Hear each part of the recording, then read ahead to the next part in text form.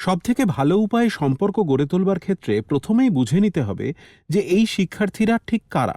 এখন গত কয়েকটি অধ্যায়ে আমরা ইতিমধ্যেই এই বিষয়ে আলোচনা করেছি, কিন্তু পুনরাবৃত্তি করার জন্য তাদেরকে বুঝতে পারা মানে এটি বোঝা যে তারা কোন পরিসর থেকে আসছে, তাদের একাডেমিক ইন্টারেস্ট কি, তাদের হবি কি, তাদের অ্যাপটিটিউড, ব্যক্তিত্ব এবং সেই সমস্ত ক্ষেত্রগুলি যার জন্য এই শিক্ষার্থীটি আজ এই জায়গায় দাঁড়িয়ে আছে সেগুলিকে মূল্যায়ন করতে সক্ষম হওয়ার জন্য আপনার কাছে যে অ্যাসেসমেন্ট এবং টুলগুলি রয়েছে তাই নিয়ে আমরা গত কয়েক অধ্যায়ে আলোচনা করেছি। এখন শিক্ষার্থীদের বোঝার ক্ষেত্রে নজর দিতে হলে সেগুলি হতে পারে pre approved psychometric assessment, interview, one on one counselling session এবং যে সমস্ত গ্রুপ ডিসকাশনগুলো আপনি ওদের সাথে করবেন সেগুলির মাধ্যমে। অন্যান্য অনেক গ্রুপ কাউন্সেলিং ওয়ার্কশপ হতে পারে যেখানে আপনি কেরিয়ার, কলেজ এবং এগুলির পথ অনুসরণ করার পদ্ধতি সংক্রান্ত বিভিন্ন ধরনের অনেক তথ্য শেয়ার করতে পারেন। এবার যখন আমরা এই সমস্ত পদ্ধতিগুলির দিকে নজর দিচ্ছি যাতে আমরা শিক্ষার্থীদের বুঝতে সক্ষম হই, তখন কেরিয়ার গাইড হিসেবে সমস্ত পর্যবেক্ষণ নথিভুক্ত করে রাখাটাও ভীষণ জরুরি। আমরা এটি কিভাবে করতে পারি? আমরা একটি রেকর্ড রাখতে পারি যেখানে সেই সমস্ত পরামর্শের একটি ডকুমেন্টেশন থাকবে যেটি আমরা ওদেরকে দিয়েছি।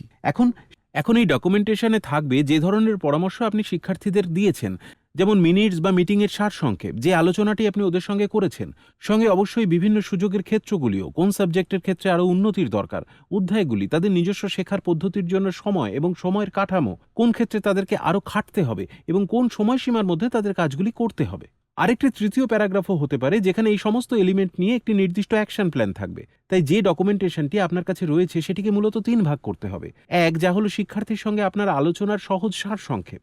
২, সুযোগের ক্ষেত্রগুলি, মানে সেই অধ্যায়, সেই সাবজেক্টগুলি যেখানে শিক্ষার্থীর আরও ভালো হওয়া দরকার। এবং অবশ্যই তৃতীয়টি অ্যাকশন প্ল্যান, কিভাবে তারা আপনি আগেও আলোচনা করেছেন এমন ক্ষেত্রে অথবা সুযোগের ক্ষেত্রগুলিতে আরও ভালো হতে পারে। তো যদি কোনো সাবজেক্টের কথা হয় সেক্ষেত্রে কিভাবে আরও উন্নতি করতে পারে, শিক্ষার্থীটিকে এইসব বিষয়ে বেশি সময় দিতে পারবে, আরও বেশি প্র্যাকটিস করতে পারবে, শিক্ষার্থীটি কি পারবে বাইরের থেকে সাহায্য চাইতে অথবা পাঠ্য বইয়ের বাইরেও বিভিন্ন বই পড়তে, যাতে ওই বিষয়গুলি আরও ভালোভাবে বুঝতে পারে, যাতে তারা পরিষ্কার বুঝতে পারে যে কাঙ্ক্ষিত জায়গায় পৌঁছানোর জন্য কোন পথ অনুসরণ করতে হবে। এবং শেষে আপনার এবং সেই শিক্ষার্থীর দুজনের কাছেই রেকর্ডগুলির একটি করে কপি থাকা উচিত।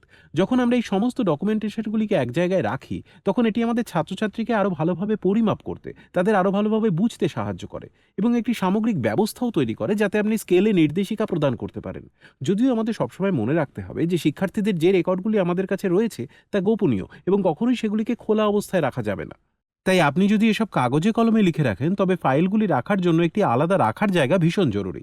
আপনি যদি এটি অনলাইনে করে থাকেন তাহলে অবশ্য কাজটি আপনার কাছে খানিকটা সহজ। কিন্তু দয়া করে মনে রাখবেন, আপনি যে এই সমস্ত পর্যবেক্ষণ চালাচ্ছেন সেগুলি হতে পারে interview, one and one counselling, GD এগুলির মাধ্যমে। কিন্তু সাইকোমেট্রিক অ্যাসেসমেন্টের জন্য দয়া করে শুধুমাত্র প্রি অ্যাপ্রুভড সাইকোমেট্রিক অ্যাসেসমেন্ট ব্যবহার করবেন, যাতে শিক্ষার্থীরা বুঝতে পারে। প্রি অ্যাপ্রুভ অ্যাসেসমেন্ট ব্যবহার না করলে কী ঝুঁকি থাকতে পারে তা আমরা আগেও আলোচনা করেছি। তাহলে এবার সেসব ক্ষেত্রগুলি দেখে নেব যা শিক্ষার্থীদের সঙ্গে ভালো সম্পর্ক গড়ে তুলতে সাহায্য করবে।